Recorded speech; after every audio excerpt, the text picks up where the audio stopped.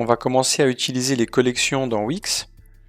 Les collections, elles permettent d'afficher du contenu qui a été stocké au préalable dans une base de données Wix. Donc pour ajouter une collection, il y a deux manières de faire. La première, c'est de passer depuis l'administration et d'aller dans l'onglet Système de gestion de contenu CMS, tout en bas.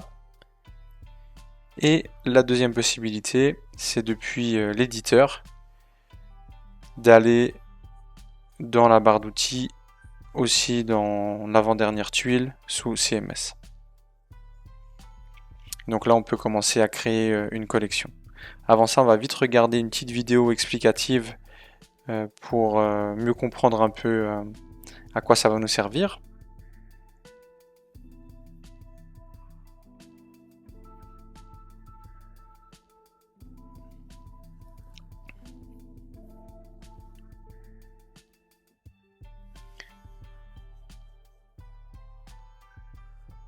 Donc tout le contenu du site peut être stocké dans une collection. Et ça permet de modifier le contenu sans modifier le design du site. Donc simplement en mettant à jour la collection. Donc là on a une collection de décoration d'intérieur qui est séparée entre des colonnes et puis des lignes. Et chaque ligne représente un item. Alors là, on a un exemple avec un site qui a trois collections différentes, donc trois bases de données différentes, on va dire. Donc la première, c'est les membres d'une équipe. La deuxième, ce sont les témoignages. Et la troisième, c'est les produits, donc décoration d'intérieur. Donc chaque colonne, elle a un type de champ. Et puis elle peut avoir plusieurs types de champs possibles. Donc une colonne a tout le même type, mais chaque colonne peut avoir un type différent. Et ces types-là, ils peuvent être de plusieurs types, comme on l'a vu, des images, des positions, etc. On peut ensuite connecter, c'est ce que je vous expliquais avant, nos collections avec l'affichage sur le site, à travers ce qu'ils appellent les datasets. Et donc de cette manière, on peut rendre le site dynamique. Donc dès qu'on modifie une image, et ben ça upload, ça met à jour le site.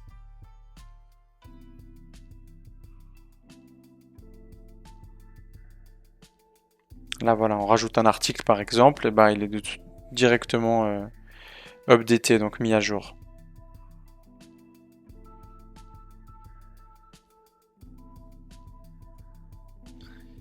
Voilà, donc c'est ce qu'on va voir maintenant, c'est justement cette possibilité de créer des collections, de créer des bases de données, afin de les afficher sur le site. Et puis on verra par la suite qu'on peut ensuite faire des opérations dessus. Par exemple, si on a des témoignages, on pourrait imaginer que les clients, on leur laisse la possibilité de nous faire d'écrire leurs propres témoignages sur le site. Donc on verra qu'il y a la possibilité de récupérer du contenu depuis le site et pas uniquement du contenu qu'on importerait nous ou qu'on taperait nous en tant qu'administrateur du site. C'est pas par exemple bêtement faire des formulaires en fait avec des questions qui ensuite sont stockées dans la base de données.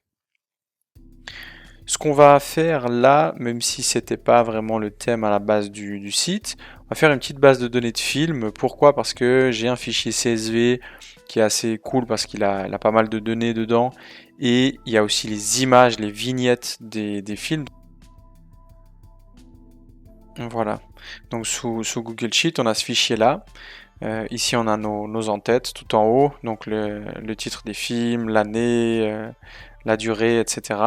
Et puis dans Posterlink, ici, il y a des liens vers les images. Alors c'est des thumbnails, c'est-à-dire c'est des petites images en très basse résolution. Là, on les voit ici. Si je l'agrandissais, bah, l'image, elle serait vraiment pas belle. Je ne sais pas si on peut le voir ici.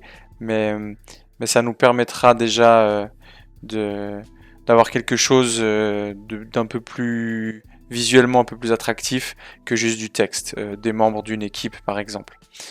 Et là on verra, c'est intéressant, c'est que voilà, on a des images qui sont stockées sur un serveur ici et on peut les afficher dynamiquement dans Wix.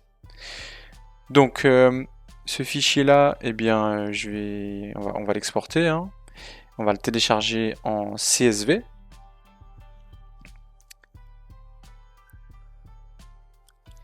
Et puis dans Wix, on va créer une nouvelle collection. En haut à droite. Donc les films. Puis on garde le paramètre plusieurs éléments par défaut. C'est bien ce qu'on souhaite.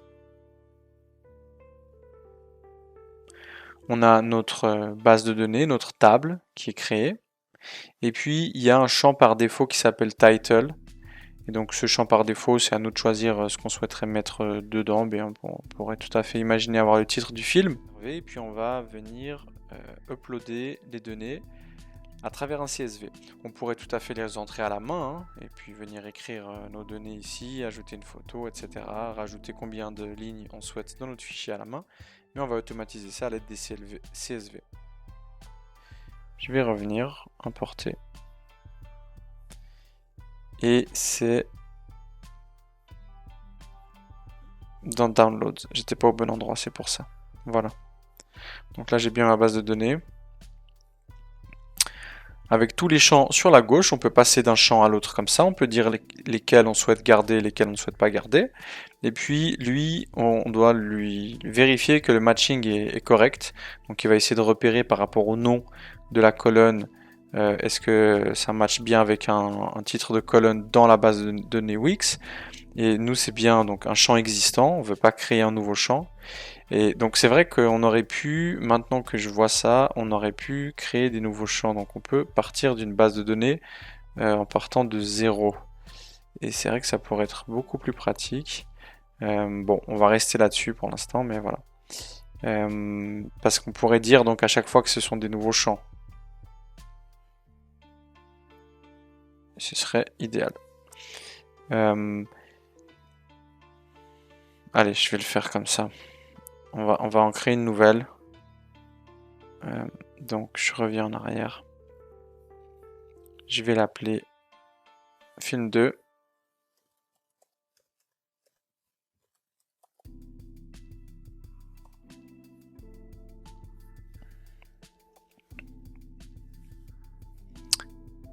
Et on va tenter tout de suite l'import.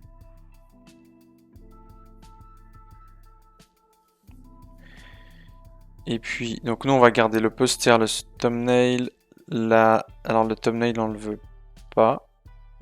On veut que... Non, les poster links on le veut. C'est les liens. Le thumbnail on veut pas. Série title on le veut. Donc poster link, je vais juste les faire en même temps. C'est de type image, il a bien compris. Ensuite série title, nouveau champ de type texte. Released year, eh ben, il a détecté automatiquement, donc il l'a mis tout seul de type numéro. Certificat on veut pas, runtime on veut pas, le genre super de type texte, le rating on le veut pas, l'overview de type texte, metascore on veut pas, directeur de type texte, star 1 c'est bien, et puis après bon on pourrait garder mais... Voilà, donc on garde que ces champs-là. On va voir la suite. Donc là, il nous explique, il nous refait le matching. Petit résumé de ce qu'on a, des paramètres qu'on a choisis. Maintenant, on fait l'import.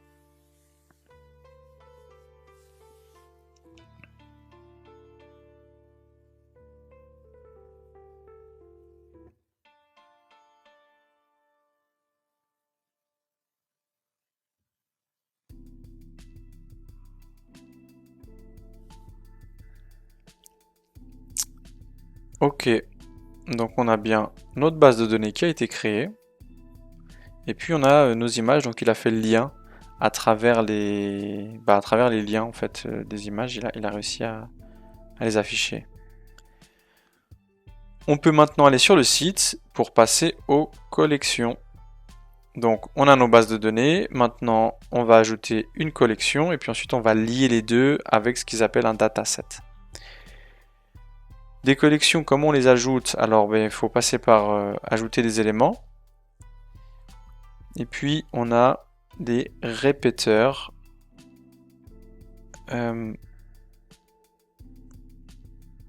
Dans liste, voilà. la manière la plus pratique de les retrouver ou de les utiliser, c'est de passer par liste.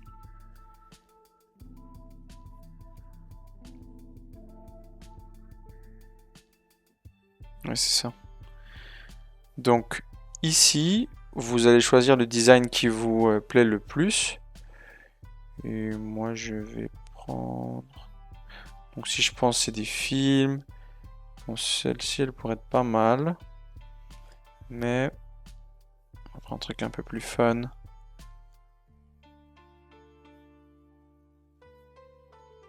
Allez, les petites tuiles comme ça. Donc, on a nos tuiles. Donc on a dit que notre collection, donc notre base de données, elle va dynamiquement aller remplir les informations de ces tuiles. Et en fait, il n'y en aura pas 4, il y en aura 1000. Juste qu'elles ne vont pas s'afficher d'un coup sur la table en même temps. Donc là, on est bien dans un répéteur. Et on va venir, il est sélectionné, hein, on va venir cliquer sur connecter au CMS.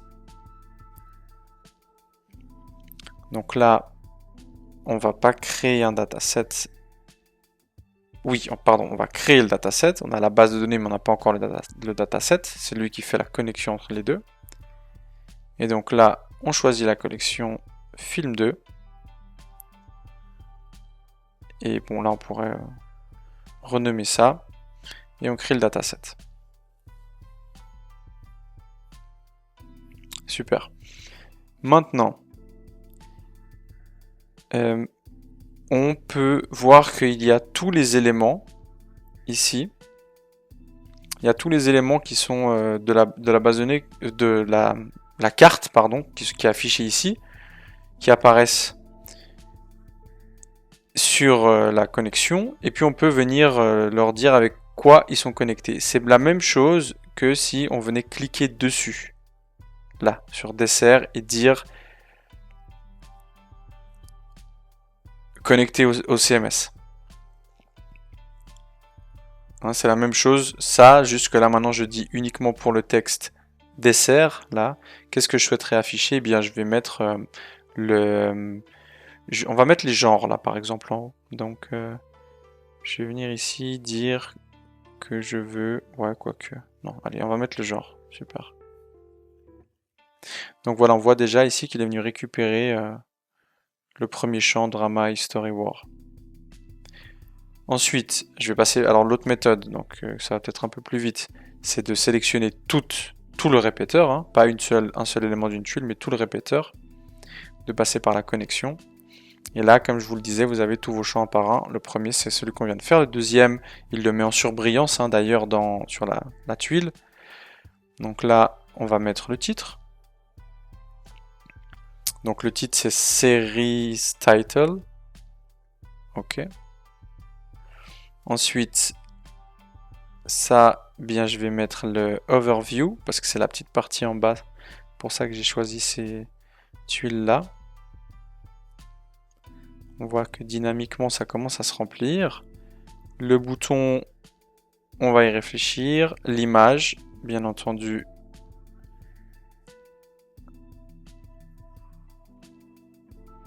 Alors, c'était lequel déjà?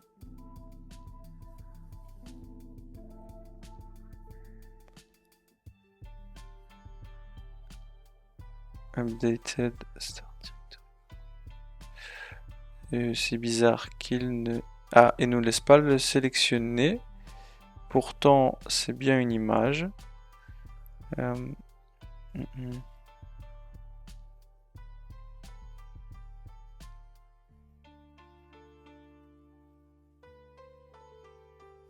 Ah, bah là c'est bon. J'étais pas au bon endroit. J'imagine que j'étais sur le texte alt connecté à. Et donc le texte alt connecté à, comme on avait vu en HTML, lorsque l'on met une image, il y a des paramètres qu'on peut, les attributs, qu'on peut lui ajouter dans la balise image. Il y a la source qu'on est obligé d'attribuer parce que qu'on est obligé d'assigner parce que sinon il n'y a rien qui s'affiche. Et en parallèle, et on peut aussi ajouter un attribut alt qui est le texte alternatif qui aide non seulement au référencement mais aussi pour les personnes malvoyantes ou les personnes qui ont une faible un faible débit internet et qui n'ont pas le temps de charger toutes les images, bah, ça leur mettrait un peu de texte. C'est un peu comme une légende dans un rapport, quand on fait une image et qu'on met une légende dessous. Donc là on voit qu'on a déjà quelque chose de sympa parce qu'en fait ça a chargé nos images et on remarque qu'on a notre répéteur qui se remplit avec les données de la base de données. Et on pourrait tout à fait nous-mêmes dans chaque...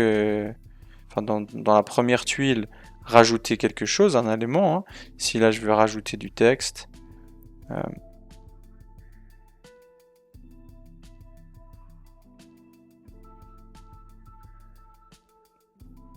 par exemple mettre un titre 5.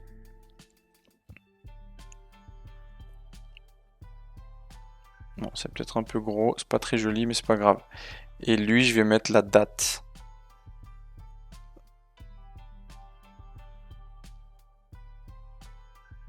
On peut pas mettre le release year. Voilà, il est ici. Ok. On peut bien sûr s'amuser à modifier le design, hein, toujours.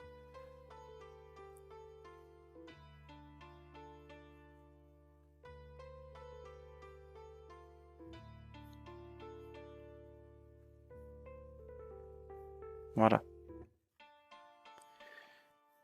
Et maintenant, si je fais un aperçu, eh bien j'ai mes tuiles qui sont chargées. Alors là, il va pas aller plus loin au niveau du chargement. Hein. Donc il faudrait qu'on lui rajoute des boutons pour passer d'une page à l'autre, par exemple. Ou alors on va mettre des filtres et on pourrait s'amuser à venir filtrer nos films. C'est ce qu'on va faire tout de suite.